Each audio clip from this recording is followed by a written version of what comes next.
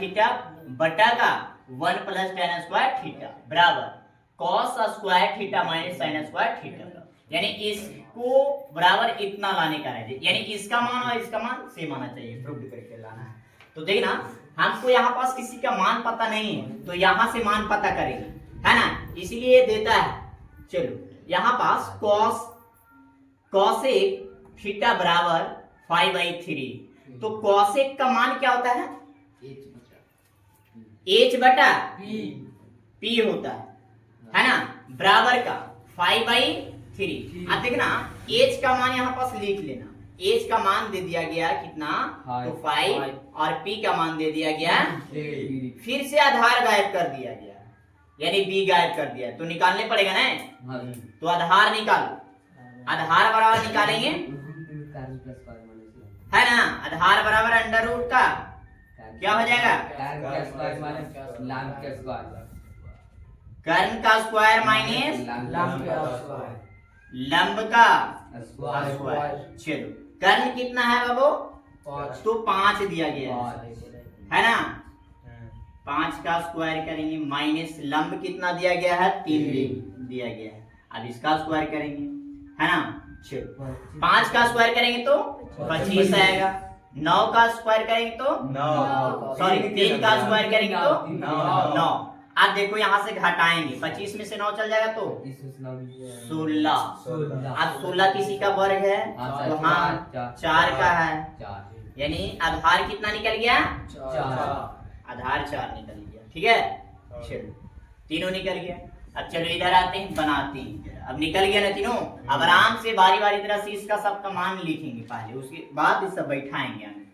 तो 1 माइनस का tan का मान क्या होता है, तो p बटा b होता है, और इसका स्क्वायर है तो क्या करेंगे, स्क्वायर कर देंगे, बटा का 1 प्लस का tan का मान p बटा b, स्क्वायर है तो स्क्वायर कर देंगे, बराबर cos का मान क्या होता है बाबू, b बटा h होता है ना, स्क्वायर है तो स्क्वायर करेंगे, माइनस है माइनस करेंगे। साइन का मान क्या होता है, p बटा h, स्क्वायर है तो स्क्वायर करेंगे, ठीक है, कोई दिक्कत यहाँ तक नहीं।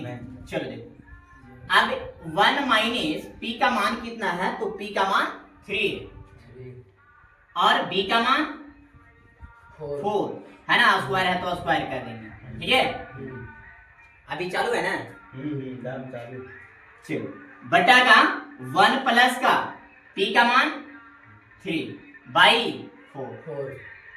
स्क्वायर करेंगे, बराबर b का मान 4 बटा h का मान 5 स्क्वायर है तो स्क्वायर करेंगे, माइनस p का मान कितना है, तो 3 और h का मान कितना लाए, 5 स्क्वायर है तो स्क्वायर करेंगे, ठीक है। अच्छा यहाँ पास 1 माइनस इसका स्क्वायर करेंगे, यानी 3 का स्क्वायर करेंगे और 4 का स्क्वायर करेंगे, तो 3 का स्क्वायर हो जाएगा 9 और 4 का स्क्वायर हो जाएगा 16, है ना। 1 प्लस जो कहते हैं इसको भी करेंगे तो 9 बटा 16 बराबर, यहाँ स्क्वायर करेंगे तो 16 बटा 25, है ना, माइनस का 3 का स्क्वायर करेंगे तो 9, 5 का स्क्वायर करेंगे तो 25, ठीक है। चलो अब कुछ नहीं तो 1 लगाओ और 1 और 16 का एलसीएम 16 हो जाएगा, है ना, यहाँ पास लिख देते हैं, ठीक है। अब चलो 16 एलसीएम आ जाएगा, है ना, 16 एलसीएम आएगा कितना, 16।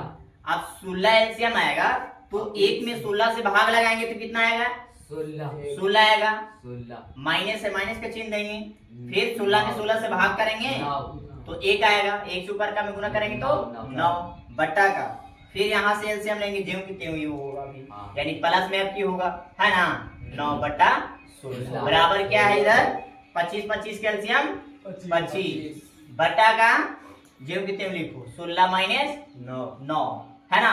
अब 16 में से 9 चल जाएगा तो